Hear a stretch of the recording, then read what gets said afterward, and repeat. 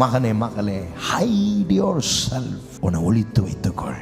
அதிகமா உன்னை அல்ல, கர்த்தரை வெளிப்படுத்து. ஆண்டவருடைய பிள்ளையே, are you in the hiding season? உன்னை கர்த்தர் ஒளித்து வச்சிருக்கிறாரா? உன்னை கர்த்தர் மறைச்சு வச்சிருக்கிறாரா? சொந்தக்காரர்களை பார்க்க விடாம, நண்பர்களை பார்க்க விடாம, சில பந்தங்களில் இருந்து உன்னை பிரித்து வைத்து உன்னை ஒழிச்சு வச்சிருக்கிறாரா? நான் சொல்றேன், நீ வருத்தப்படாத. நீ கை உயர்த்தி ஆண்டவருக்கு நன்றி சொல்லணும். ஏன் தெரியுமா நான் சொல்றேன்? சில அத்தாலியாள்கள் உன்னை கொலை செய்ய தேடின பொழுது கர்த்தர் உன்னை அவருடைய மறைவுக்குள்ளே ஒளித்து வைத்திருந்தார். உன்னை மாத்திரம் அத்தாலியா பார்த்திருந்தா உன்னை அவள் கொலை செய்திருப்பாள். உன்னை மாத்திரம் அந்த அத்தாலியால் கண்டுபிடித்திருந்தால் உன் அழைப்பை அவள் கொலை செய்திருப்பாள். முன் குறித்த வைக்கப்பட்ட, அழைக்கப்பட்ட, தெரிந்தெடுக்கப்பட்ட உங்களை கர்த்தர் காப்பாற்ற வேற வழி இல்லை. He has to hide yourself.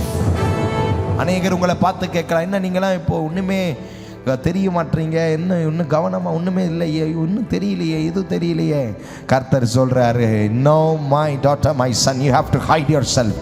நீ கொடுக்கிறது யாருக்கும் தெரிய வேண்டாம், நீ ஜெபிக்கிறது யாருக்கும் தெரிய வேண்டாம், நீ ஊழியம் செய்கிறது யாருக்கும் தெரிய வேண்டாம், நீ போராடுறது யாருக்கும் தெரிய வேண்டாம், நீ சத்தியத்துக்காக நிற்கிறது யாருக்கும் தெரிய வேண்டாம், நீ ஆவிக்குரிய வாழ்க்கையில வளருவது யாருக்கும் தெரிய வேண்டாம்.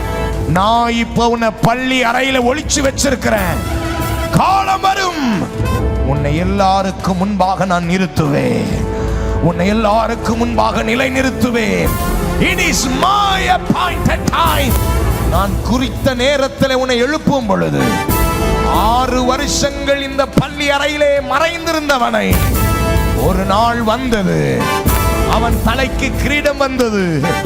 6 வருஷம் கழித்து அந்த 6 வயது குழந்தைக்கு தலையிலே கிரீடம் வைத்து அவனை ராஜாவாக அபிஷேகம் பண்ணினார்கள். அத்தாலியாவின் ஆவிகளுக்கு முடிவு வந்தது. அத்தாலியாவை கர்த்தர் கொன்று போட்டார். அத்தாலியாவினுடைய செயல்பாடுகள் அழிந்தது.